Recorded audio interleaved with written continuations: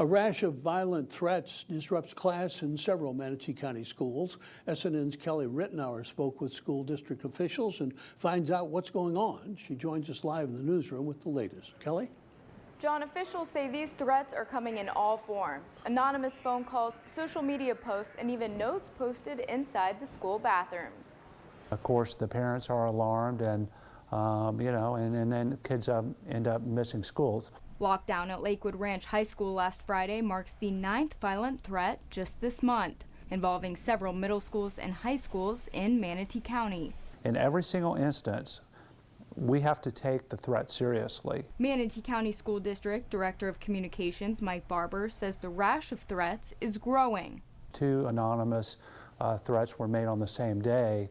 Notes were left in 2 restrooms at 2 different schools. Barber says after investigating the incidents, the district believes they're dealing with what he calls nuisance threats. None of the threats have turned out to be credible threats, which is a good thing, but it's really disrupting the educational process. Barber says every time a threat is submitted to a school, it depletes them of valuable resources, time, and energy. We have to contact parents and let them know that a threat has been made. We contact law enforcement and we investigate.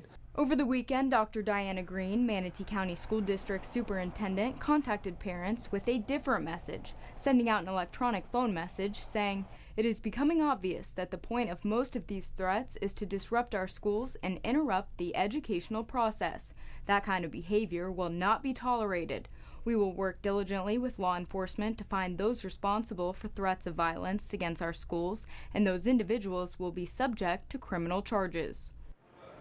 Now, the Code of Student Conduct says that if a student makes a threat against the school, they can be subject to suspension or even be expelled. John?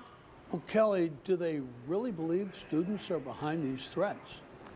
Barber says these threats are only affecting their middle schools and high schools, and he says the threats are very similar, leading them to believe that there is a copycat aspect to this rash of threats. All right, Kelly. Thanks. We'll continue to follow this story, I'm sure.